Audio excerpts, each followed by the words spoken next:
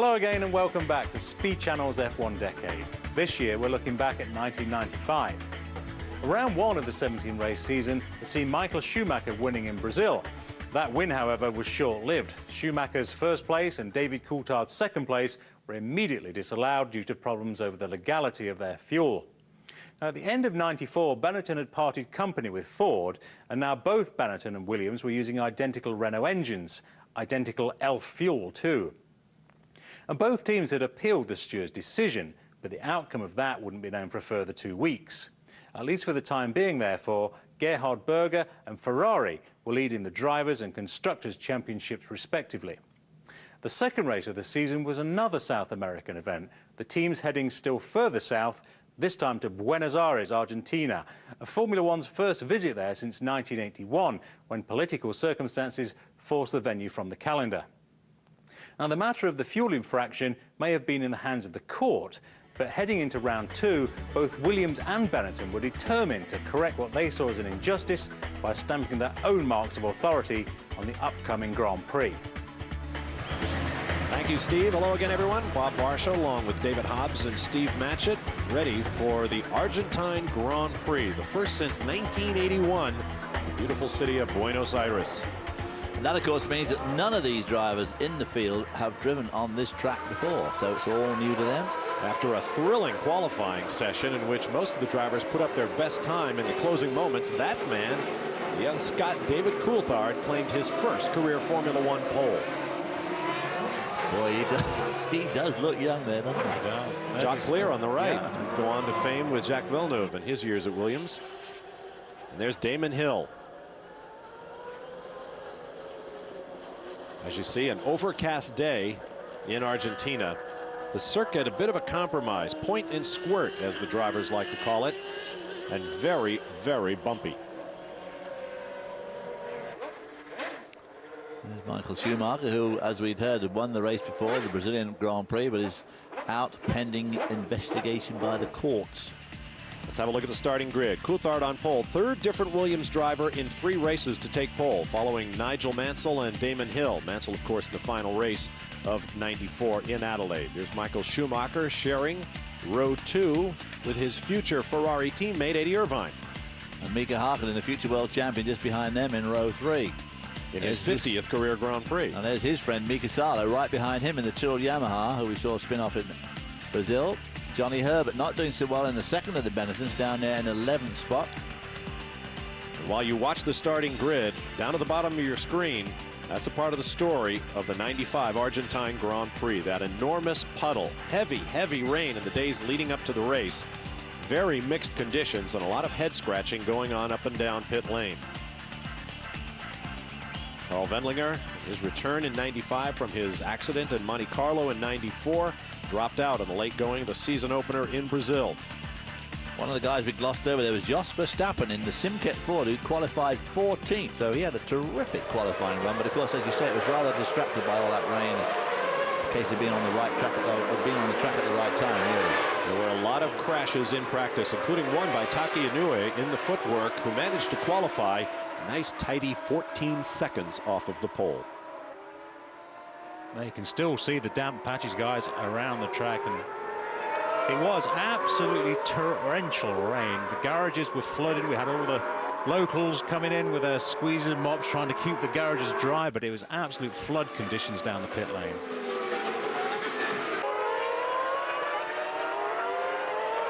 There you get an idea. We've seen 3 of the corners so far, all very tight corners with the short straights between them. So, as Bob said at the top, real point and squirt. Let's have a look at it from on board here. We're riding with Michael Schumacher in the B195. A little dark patch right in the middle of the screen. One of the little wing extensions coming off the rear wing. Banned now, of course, to technical regulations. But that gives an idea. You wanted as much downforce on the car as possible around here. All those little winglets sprouting wherever the rules would allow. In addition to all the other regulation changes coming into the season, including reducing engine size from 3.5 to 3 liters, extending the chassis, reducing the height of the rear wings. For this race, the controversial vent holes on the air boxes were closed up, and that had a big effect on Benetton, Ligier, and Footwork, who all built their cars with narrow roll hoops and would need a complete redesign for maximum effectiveness. Coulthard comes into position. As you can see, the track, long gone from the Formula One calendar, not exactly up to the latest spec. Looking a bit like a club racing circuit in the English Midlands somewhere. Absolutely, yeah. And of course, the weather looks about the same as the club racing circuit in the English Midlands too. Grey and overcast, trees in the background looking very English. Again, that long wait for the guys who arrive on the grid first, because with 26 cars, it took forever to fill the field up. But it looks like they're filled now with the 40s, 2 forward, 40 on the back. Waiting for the lights. Long pause. Danger of overheating here. There's the green flag at the back. Under starter's orders.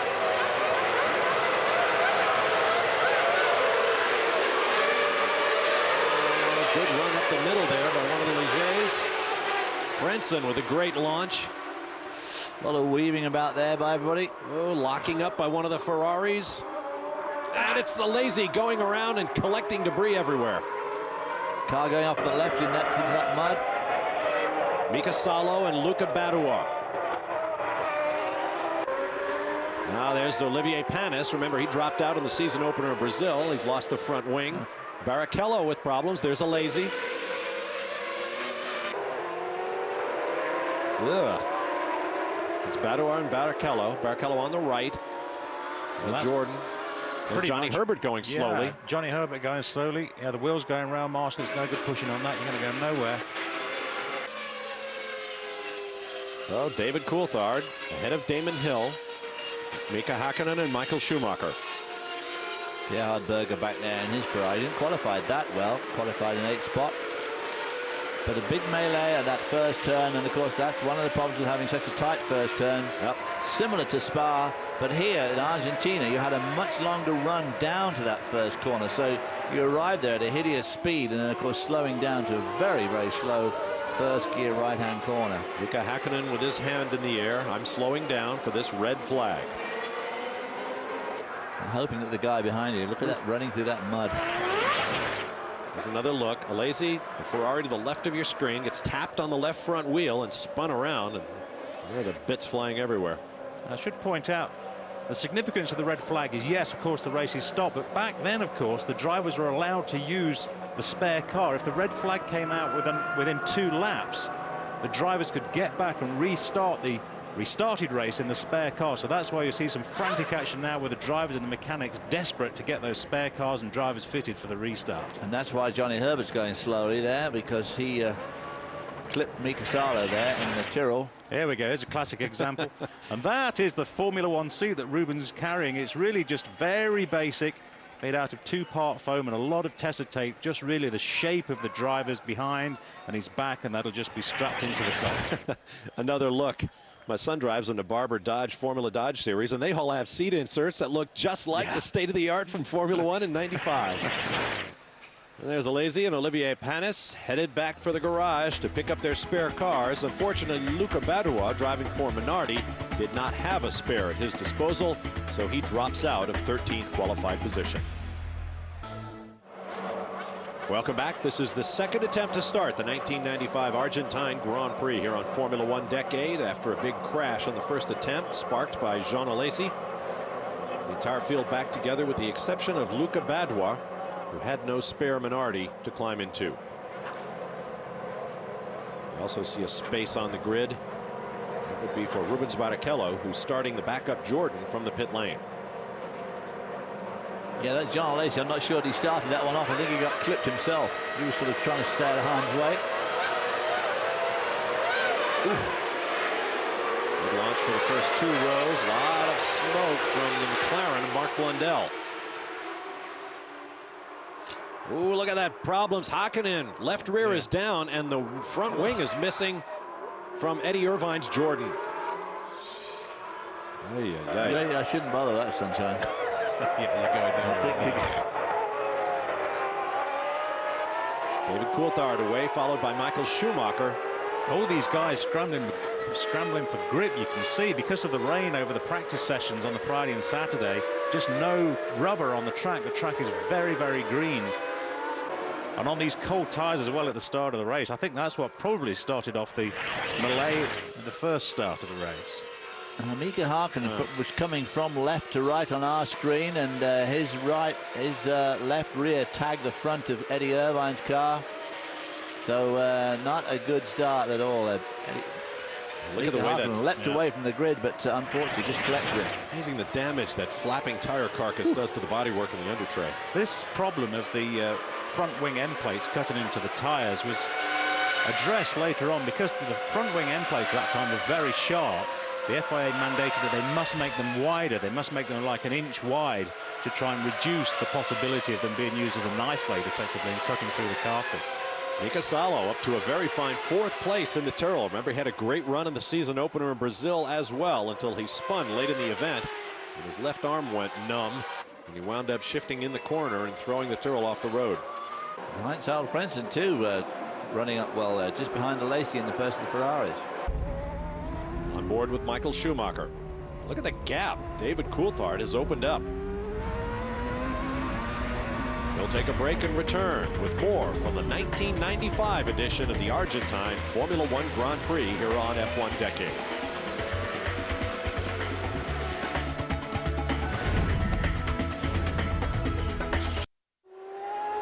Welcome back to the 95 Argentine Grand Prix here on Formula One Decade with David Hobbs and Steve Matchett. I'm Bob Varsha. This is the battle for second behind race leader David Coulthard, Michael Schumacher, and Damon Hill in Renault-powered Benettons and Williams, respectively. See, this Williams chassis, the FW17, it was the first time that they've designed a chassis with a high nose like the Benetton.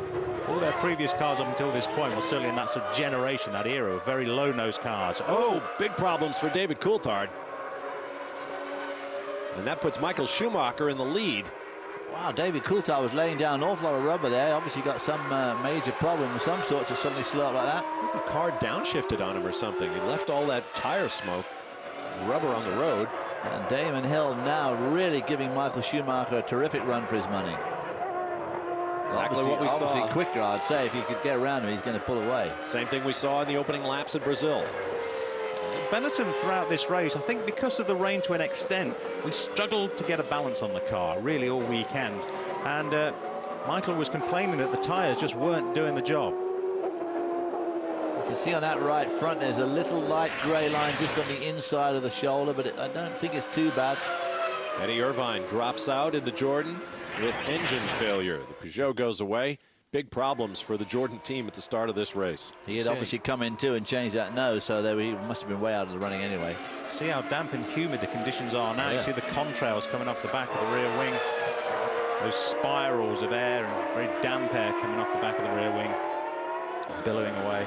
Traffic up ahead now. That's Pedro Diniz in the 40, Aguri Suzuki's Ligier, and Mimo Schiattarella's Simtek.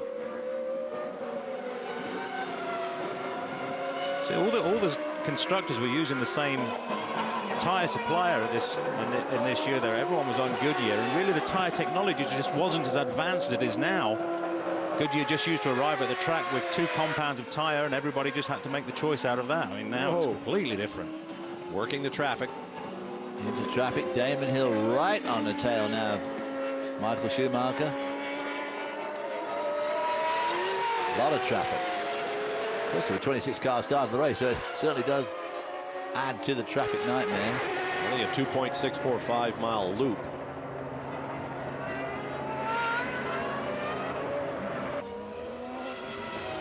Yeah, and one of those cars is like 14 seconds off the pace, so if you've got a lot of cars. David Coulthard obviously seems to be back up to speed again now. Don't know what can have happened to him, but whatever it was seems to have stopped now. Oh, more traffic, big traffic.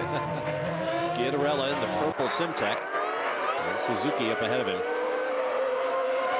Yeah, heads swinging around there like owls, looking rotating around. Oh, Mark Blundell walks away from his McLaren Mercedes. And Damon Hill goes down the inside. Great move there, tucked right under the wing of the Schumacher car, but managed to outbrake him into that turn. I'll be interested to see if he doesn't drive away now. I suspect he will a bit. Now David Coulthard looks a little racy with Michael Schumacher for second. Mika Salo pits from 4th place, so he was running light on fuel, which helps explain the Tyrrell's speed. David Coulthard really catching up with Michael Schumacher on braking for that tight right-hander. Sweeping through this S. Schumacher holding his own through there. Oh, David Coulthard, yeah, just getting the slide on as well. You see they're still struggling for grip around here. Look at the gap that Damon Hill's pulled out already, 8 seconds. In just a few laps.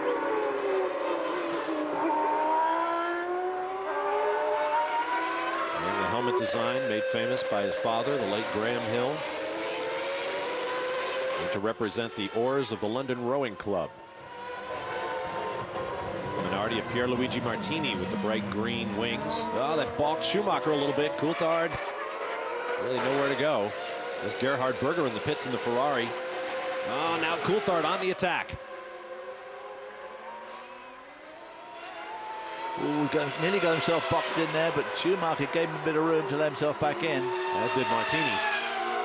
It was a very good move there by David Coulthard. So the Williams now run 1-2. And Schumacher still hasn't gotten around Pierluigi Martini. Well, there's no doubt about it. The Williams have got the legs of the Benetton at this Argentine circuit. Absolutely, they had all weekend. We just had no response for Williams at all. Berger exiting in that Ferrari, the last Ferrari to carry the V12 engine. It was synonymous with Ferrari Grand Prix cars for so long.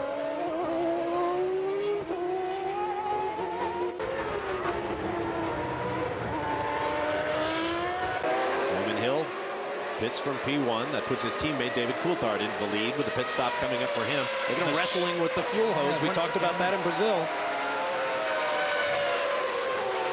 These would be the same refueling nozzles that we were using in Brazil. Intertechnique did not change them between those two races. So, you know, it's fair to suggest if teams were having problems in the first race, there's no reason to wonder why we're having problems in the second race with the things. It's very annoying for the teams because under the regulations, the technical and sporting regulations, the teams are not allowed to modify the rigs in any way. So even if you know what's wrong with it, you can't do anything about it. All you can do is really report it to the FIA. David Coulthard slowing down on track. The race leader pulling off. Oh, what a disappointment for Coulthard, who at this point in his career had not led an awful lot. He picked up his first career pole in the season opener in Brazil. And that puts Michael Schumacher back in the lead, even though he was considerably slower than David Coulthard. Of course, Damon Hill is winding him in now after his stop. But of course, Schumacher himself has to stop yet. Well, I tell you, that'll be something that's going to reoccur throughout the 95 season. It's this thing about reliability. Now, the official explanation for Coulthard's retirement is down to clutch. Though talking to the mechanics at the time, they were pretty adamant that it was hydraulic pump failure yet again on that Renault V10 that had let the car down. Hill had a long stop, more than 13 seconds. Schumacher in the lead for the second time today, but he has yet to pass anybody. Boy, much quicker. That was a quick fill of fuel too. Schumacher rejoins in third behind Damon Hill and new race leader Jean Alesi in the Ferrari. We'll be right back. Welcome back to Formula One Decade here on Speed, the 1995 Argentine Grand Prix. You're on board with Damon Hill in second place, trying to chase down that man, Jean Alesi in the V12 Ferrari.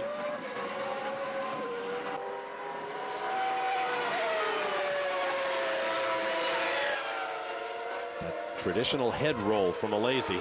Yes, he's always leant into the corner like a motorcyclist.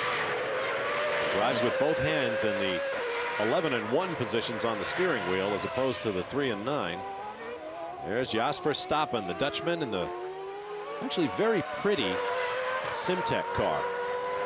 I always like that design. Here the leader pulling in. Very tight entry to the pit lane there too.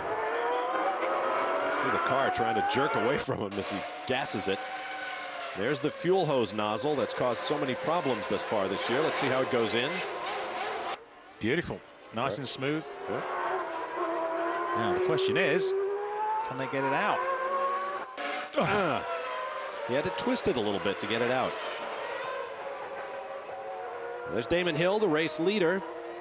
And Jean Alesi will re-enter the race ahead of Michael Schumacher for second place. Yeah, that wasn't a bad stop of Alesi there, just over 9 seconds. So Schumacher obviously running way off the pace if he allowed the Ferrari to stop in front of him. Best run we've seen from the Ferrari for a long time. Jean Alesi reveling in these conditions.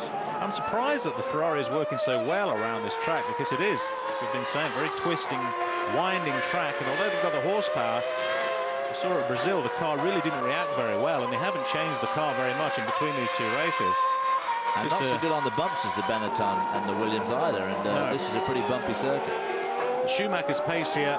Schumacher on the radio throughout this stint really complaining that tyres, I just can't get the tyres to work at all. On the right, Carlos Reutemann. Good Formula One driver in his time, now politician in this day and age in Argentina. Played a large role in getting this visit by the Formula One World Driving Championship to his native country. The Ferrari with that low nose in comparison to the Benetton and the Williams, with the both running those high nose. And of course now that high nose, every car in the pit lane in Formula One 10 years on is running that design. A bit ironic too, because it was John Barnard who designed this low nose Ferrari, having already come up with the innovation of the high nose.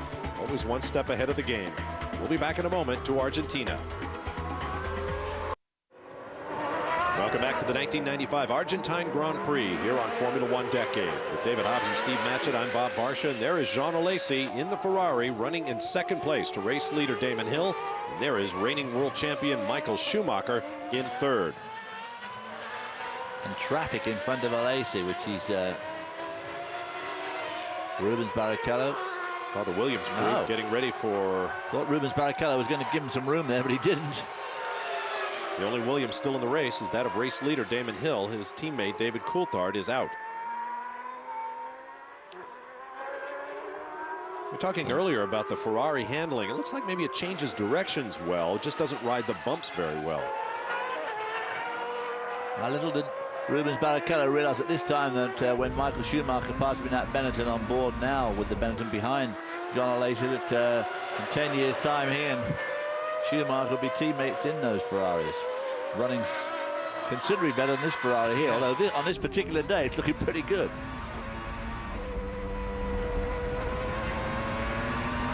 Look at that 32-second lead that Hill's got. Just rocketing away. Remember, both cars, the Williams and the Benetton, are powered by the same Renault V10 engine. Battle right now is for second place. Boy, you could just get an idea from that how twisty this circuit is. I think Red Bull is a new arrival in Formula One. There it is in 1995. And Heinz-Harald Frentzen, Sauber. Back then we probably all thought Red Bull, what energy drink, that's going nowhere. Here comes the race leader, Damon Hill, with a 30-second lead. Should be plenty of time to get in and out and keep the point. Yeah, there's no need to rush this pit stop at all. The fuel hose went on fine. That's a nicely executed pit stop. They knew they had the time to play with. There's no sign of panic, very controlled. You're right, Bob. The livery on the Sauber, the Red Bull livery, is almost identical to what they're running 10 years later. Now they've bought their own team. Away goes Damon Hill. Oh, big lockup. Jean Alesi locking up the right front Goodyear and sliding the Ferrari through the corner. In Alesi style, I mean, he was just awesome to watch. Terrific in the wet. Very, very quick hands. Yeah. And next year, these two guys would change drives. Alesi would be driving the Benetton. Michael Schumacher would be driving the Ferrari. And how their careers changed from that point on. Absolutely, as Rubens Barrichello thinks better of it. The South American jaunt not doing well. He had dropped out the week before in Brazil, his home race. Michael Schumacher pits from third place. Little problems again with the fuel hose. Looked like he might have pitted a little too far to get the hose to it. They're going to have to change the fuel hose. I think, again, problems getting the fuel hose on. I wonder whether or not they changed to Herbert's rig. Remember that. It looks like he hit his spot, so it wasn't Michael's fault. No, absolutely not. 16.8 seconds. That will make this man's job easier, as Damon Hill has almost 8 seconds in hand over Alesi. Ferrari team looking on. Now traffic ahead. You can see there from that time that Damon Hill is pulling out slowly away from Jean Alesi. And when Alesi showed up, was it 91 in Phoenix? And had the auto. I'm sorry, 1990 on the streets of Phoenix, Arizona in the U.S. Grand Prix. And Alesi just electrified everybody in that beautiful Tyrrell with a Corsair-style front wing, Harvey Postlethwaite design. And he gave side by side with Senna through those street corners. I mean, absolutely side by side, they weave their way through the streets. It was an awesome sight. So I thought, who is this rookie? That race, quite frankly, I think in my opinion, set Alesi's career up. Really? Absolutely.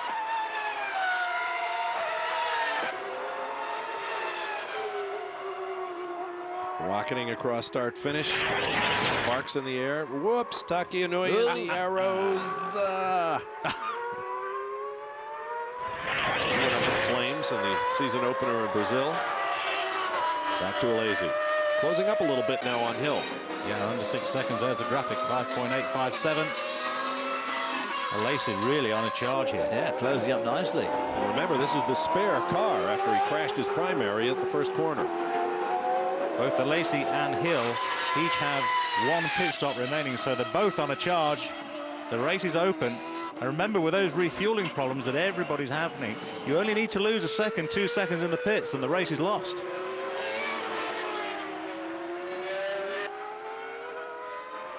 His teammate Jerry Berger behind him. There's Pierluigi Martini climbing out of the Minardi. The Benetton boys trying to figure out how are we going to use this thing this time. You need a second guy to operate the refueling hose, just because the nozzles are so heavy. They're like 40-odd pounds. It's so difficult. We've seen how precise you have to be to fit the nozzle onto the car, that you need somebody behind you just to take the mass of the refueling hose. Alesi is really legging it now, isn't he? Look at the gap coming down. Just a terrific drive by Jean Alesi. You can see the car sliding everywhere. Track still hasn't got much grip. No. It never picked up grip at all throughout the entire 3 days of running the cars. And because it keeps raining, it just keeps washing it off. There's the head lean. Meanwhile, race leader Hill, no doubt knowing that this man is coming.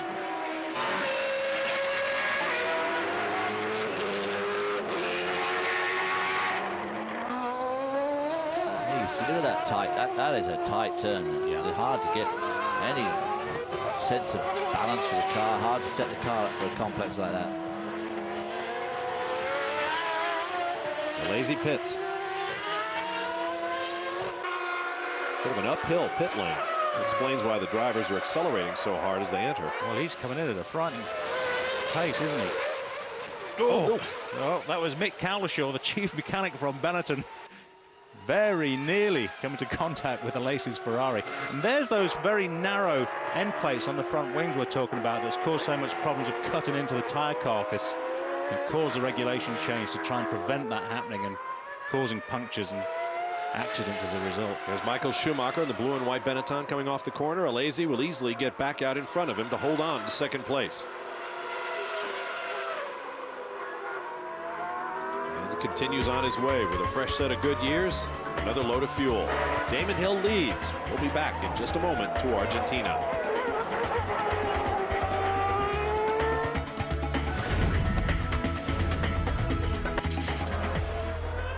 Damon Hill leads the 1995 Argentine Grand Prix, round 2 of the 95 season. He makes his third and presumably final pit stop.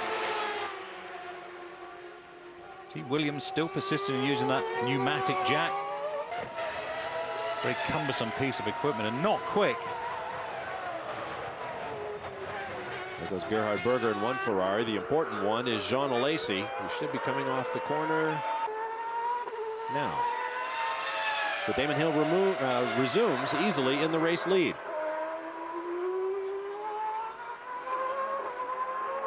A great drive to this point.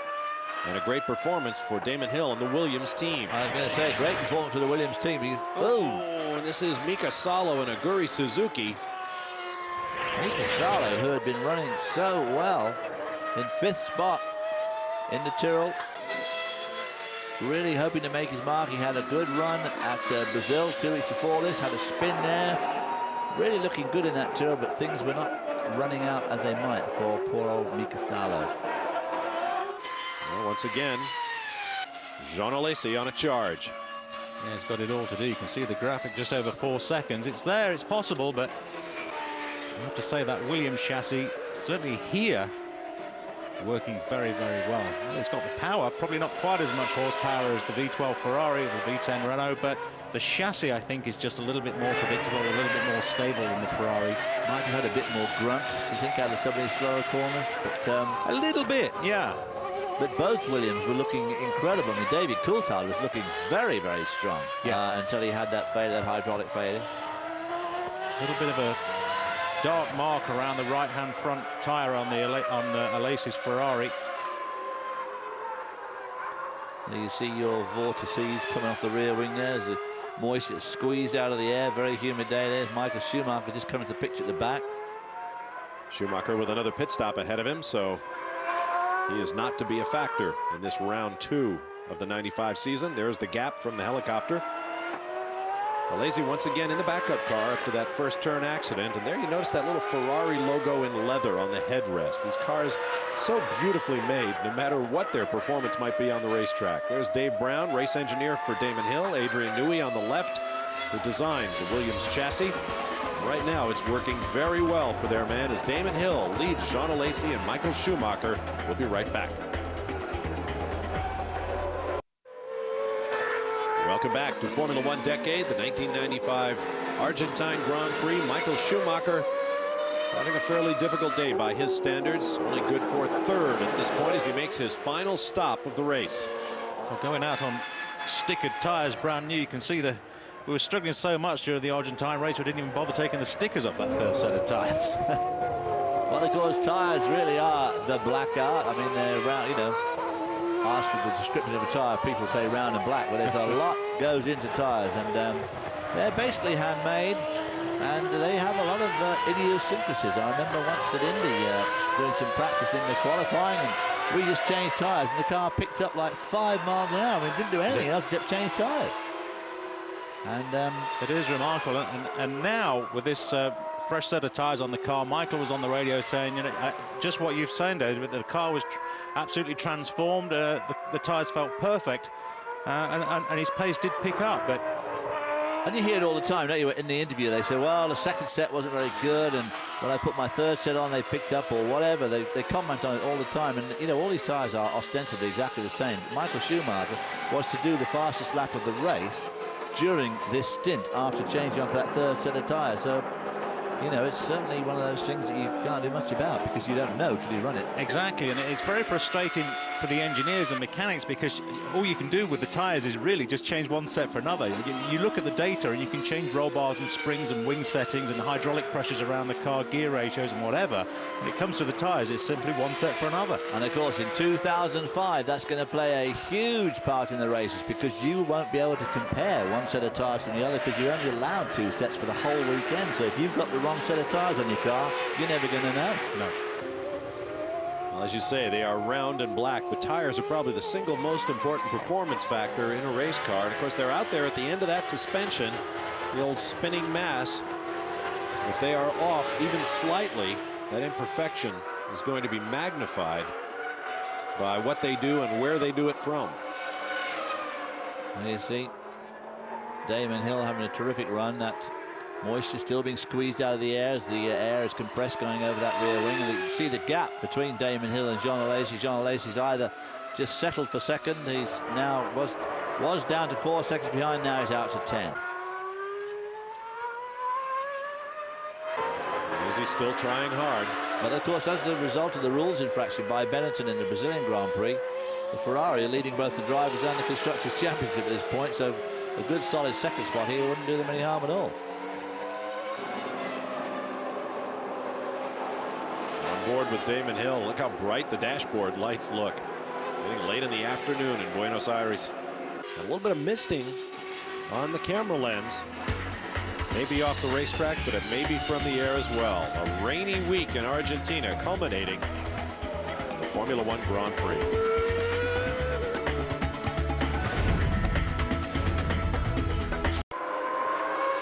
Two laps remaining in the 1995 Formula One Grand Prix of Argentina, round 2 of the 1995 season here on Formula One Decade with Steve Matchett and David Hobbs. I'm Bob Varsha. There is Jean Alesi desperately trying to claw back the gap to race leader Damon Hill. But Damon Hill's got him well and truly covered in this race. At one stage the gap was down to 4 seconds, now it's up to 8.5, and Damon Hill no doubt at this stage is starting to cruise with just 2 laps to go.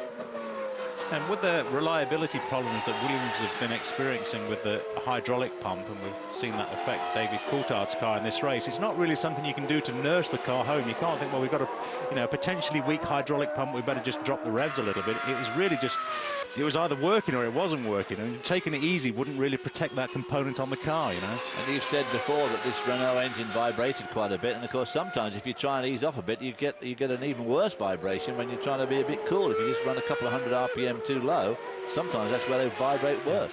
Well, the big problem in a race car, certainly in a Formula One installation, is that the engine has no rubber mountings. There's no way of taking the vibration out of the car, of course, and it's attached right to the back of the monocoque and the transmission bolted onto the back of the engine. So all three have to work together as rigid components. They all form part of the structure of the car. So it was impossible to damp the vibrations out of the engine. There was no way of doing it. I remember driving the first time I drove an Offenhauer, a 4-cylinder Offenhauer at Indianapolis. When it fired up and I was sitting in the car, I suddenly couldn't breathe. I mean, it just sort of, right. The vibration just sucked the air right out of my lungs. It was right? Horrible, yeah. It took quite a bit of getting used to. Yeah, well, I've heard of drivers new to Formula One where they drive Formula One engine coming after 2 or 3 laps and have actually been physically sick as a result of those vibrations. There you see the order. Charles Frentzen having a good run there in 5th. Gerhard Berger not having such a good run as he did 2 weeks ago in Brazil when he and Alesi were very evenly matched.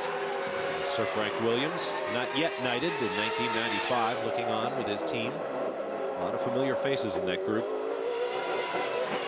Damon Hill was a longtime member of this team, tested the Williams-Renault combination when Nigel Mansell and Riccardo Patrese were doing the race driving, and took his place in the team alongside Alain Prost, and then Ayrton Senna. And now the team leader. Looking very smooth through that complex. Yeah. But of course, he is cruise mode now. Nice looking car, actually. It is a good looking car. They all look good with that wide suspension too. I still think the new ones look a bit on the narrow side to me. They do. Yeah, that rule change introduced in '98 that narrowed the cars from 2 meters to 1.8 basically took 6 inches out of the track and made them look like Formula 3000 cars ever since. Yeah, pity. Yeah.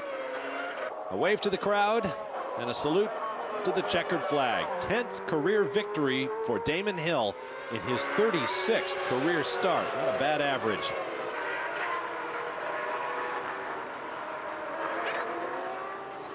And well earned.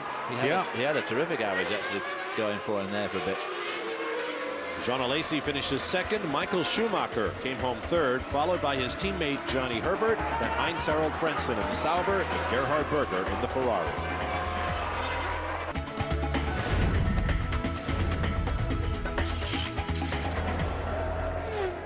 Welcome back, Damon Hill with his 10th career victory, winning the Argentine Grand Prix, round 2 of the 1995 Formula One season. Here are the final results. There's the man, Jean Alesi, who jumped into the backup car after a first turn crash and gave Damon Hill a run for his money. Michael Schumacher ended up 3rd. Johnny Herbert, his teammate, ended up 4th after a fairly sort of dodgy start to the weekend, Steve. It's a good result actually for Johnny Herbert. I mean, finishing right behind Michael Schumacher, it was the best we could hope for, I think, really. Heinz-Harald Frentzen was 5th in the Sauber, and Gerhard Berger was 6th, final scoring point in the 2nd Ferrari. There are the championship points, taking into account the disqualifications of David Coulthard and Michael Schumacher at the season-opening Brazilian Grand Prix. First points of the year for Mika Salo, Heinz-Harald Frentzen. Mika Salo with 2 points there. With a bit of luck, he'd have been on about 8 by now if he'd had a bit of luck in Brazil, and he got turfed out in this race as well. Ferrari with a big gap over Williams in the Constructors' Championship. As we take a couple of different looks at the checkered flag. There's Michael Schumacher, and a new process in Formula One. Watch the drivers who will be weighed following the race for the first time. And this was the result of a curious circumstance in which Michael Schumacher somehow magically gained 20 pounds between Brazil and Argentina. Let's hear from the top finishers. I think there's no doubt that being behind Michael was going to be a problem, as much as David was able to get away. But I managed to pass Michael, and I don't know what happened with David, but I'm really delighted. 10 Grand Prix victories. It's great to break into double figures, and it just gets better. And it's great also to break your duck for the 95 season. I don't want to complain at all about my car, because it's the first time I'm driving a car so competitive. Because the Williams at this moment, it's a very strong team, and we are not far, and I think we are very happy. We need to analyze what's going on, but definitely I had some problems in the beginning. The tyres, in my feeling, didn't work at all. It seemed to be when I went on a bit of sand going on, then I never was able to clear up the tyres. But it was different between 4 sets of tyres. I had 4 sets of tyres. The first one wasn't working at all. The second one was a bit more normal. The third one was again very, very bad. I mean, my lap times were varying 3-4 seconds. I never had this. And then just putting at the end a new set of tyre on which hadn't run at all, I suddenly did the quickest lap in the whole race, I believe, and were very competitive. And for those of you who don't speak British, don't worry, no ducks were harmed in the filming of this race. It's a cricket term. I mean, if you go into bat and score no runs, you've got a duck. Now let's get back to Steve Matchett. Well, in terms of stamping marks of authority on the event, there's no question that Williams made a far greater impression than Benetton. Hill's comment that the car was absolutely superb over the whole weekend said it all. They're not the sort of words a rival constructor wants to hear. Now, the torrential rain of Friday and to a lesser extent Saturday certainly affected our ability to come to terms with the track. However, that said, it must be noted that conditions were the same for everyone, and complaints about the weather are hardly a justifiable excuse for Schumacher's lacklustre performance. Tyres were his biggest problem. Annoyingly, his final set seemed perfect, he said. By then, lamentably, his race was all but run. Williams, more specifically David Coulthard, did an outstanding job in qualifying. Coulthard taking provisional pole on Friday and, what was even more impressive, holding on to it come Saturday. Now, being outpaced by Williams was one thing, but for Schumacher to then be beaten fair and square by a Lace's Ferrari, well, it didn't bode well. Benetton's saving grace was Herbert's performance, his and Schumacher's combined points tally for the race equalling that of Ferrari. Nevertheless, if Benetton had any hope of staying in contention for the championship, it was clear we had some serious work to do. Join us next time for round 3.